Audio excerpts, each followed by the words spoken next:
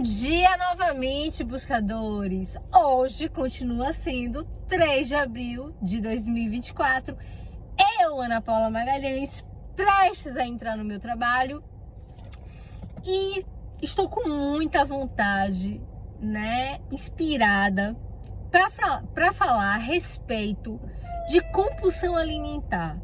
E por que me veio essa vontade de falar de compulsão alimentar?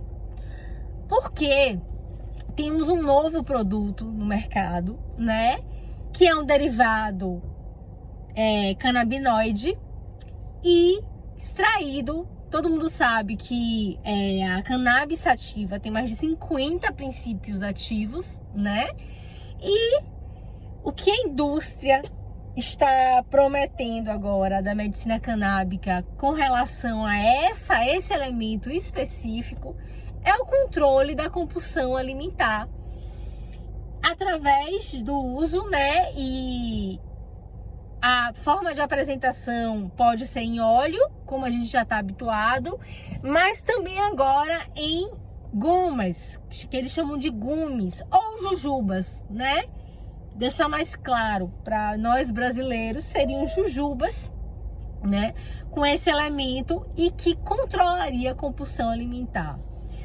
Por que a compulsão alimentar é tão importante para mim, Ana Paula, não só Ana Paula psiquiatra, Ana Paula ser humano, Além de eu tratar muito compulsão alimentar no consultório, A gente sabe que os transtornos alimentares são os mais difíceis, os mais desafiadores da psiquiatria, Principalmente a anorexia. A anorexia é o transtorno mais mortal da psiquiatria, Super difícil. E eu tenho uma história pessoal com relação à comida que eu queria compartilhar aqui com vocês, Para quem não sabe, a questão alimentar para a mulher é uma relação muito delicada. Primeiro que a mulher, ela como um bom yin, que na maioria das vezes ela oscila demais. Então o apetite varia também com essa oscilação hormonal, Varia com a fome emocional, A fome como manifestação também de um vazio emocional, existencial, e sendo depositada na fome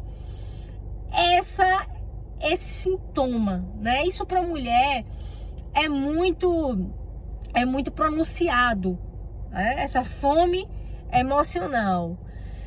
Eu, como neta de portuguesa, Não fui criada a minha primeira infância com meus pais. Minha mãe teve um problema de saúde muito sério. E como muitos da minha geração e de gerações, que a gente até hoje presencia, fui menina criada com vó, E uma avó portuguesa que fazia pão de trança, Aquele pão que ela trançava. Era muito bacalhau, era muita coxinha, isso para citar os mais clássicos, fora que toda a comida que ela fazia era muito gostosa, E eis que com 10, 11 anos eu volto a morar com meus pais e minha mãe entra numa dieta chamada naquela época, existe até hoje, a dieta do Dr. Atkins, Que é uma dieta meio paleolítica, é uma dieta que corta carboidratos, mas enfim, minha mãe resolveu fazer essa dieta lendo um livro sem acompanhamento médico, Então vocês imaginam que uma menina fofinha, como eu era, que tinha e tem ainda o vício, da glutionice, É um dos meus vícios, é um dos meus 7 pecados capitais,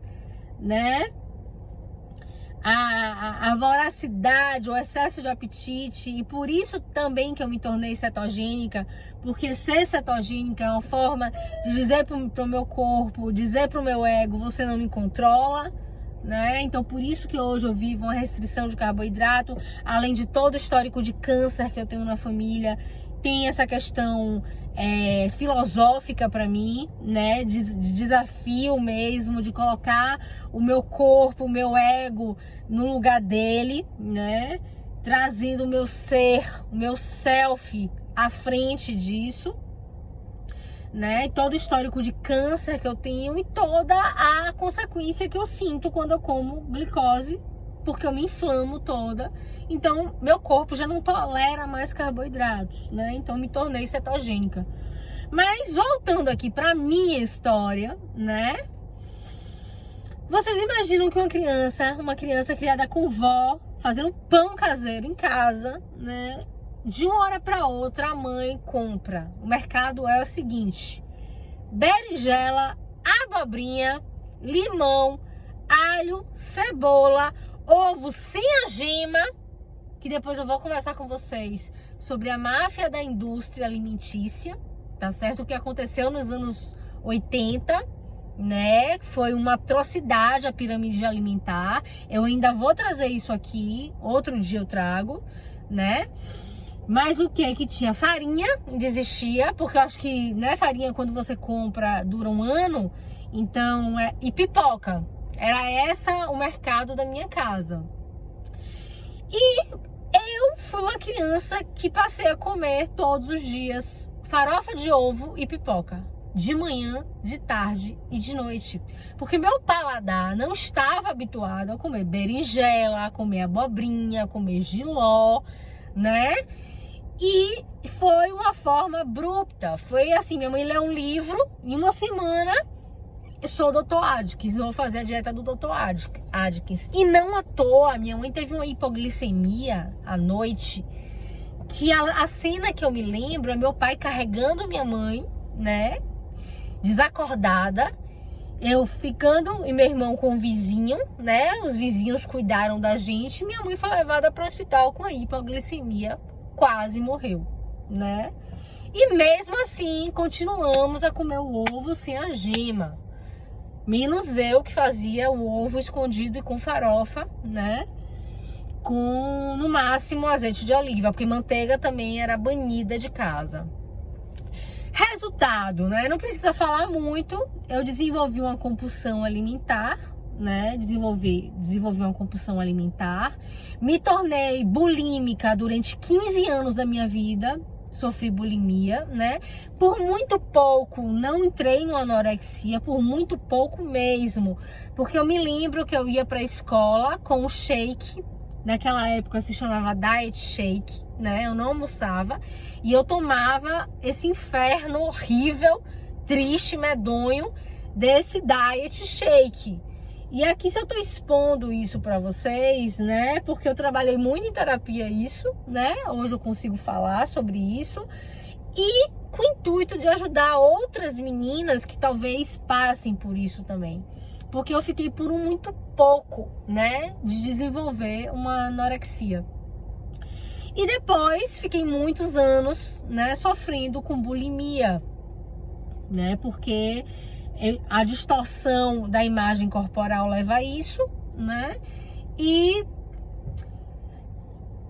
é o que a gente passa, né? É um tema muito feminino, né? É uma doença que atinge prioritariamente mulheres, né? Para quem não sabe, Lady Di teve bulimia, sofreu de bulimia por muitos anos. E na biografia de Lady Di, ela conta que recém-parida do próximo rei Williams, né? Do príncipe Williams, ela recém-parida dele, do primeiro filho, o primogênito. O, infelizmente, rei vermelho Charles passa a mão na barriga dela, né? Vou até fazer aqui a representação, passa a mão na barriga dela e fala assim: nossa, como você está fofinha! E isso foi o suficiente para Lady Di desenvolver bulimia, né? Então, buscadores, vamos pensar, né? Vamos ter muito cuidado com as questões alimentares, né? Com o tema alimentar, porque é uma coisa muito séria, né, na psique principalmente feminina, principalmente nessa sociedade perversa dos padrões, né, perversa mesmo. Eu hoje, se eu mantenho um peso totalmente pensando em saúde, completamente pensando em saúde, né? Se eu mantenho uma dieta livre de açúcar, é completamente pensando em saúde, né? Até porque eu calço 33 e eu já caí muito, né? Tomei queda da própria altura. Se eu ganhar 5, 10 quilos, eu caio mesmo. E hoje a minha prioridade com relação ao peso está relacionada diretamente e completamente relacionado à saúde, tá? Então, assim, tô muito animada com esses gumes. Vou começar a usar porque eu não passo medicação para os meus pacientes sem ter usado, principalmente medicações da linha canábica, né?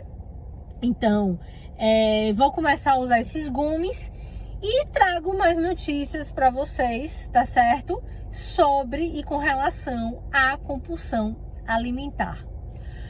Homens e mulheres de ouro, famintos ou não, com muito ou pouco apetite, sejam de ouro. Eu sou. Até a próxima.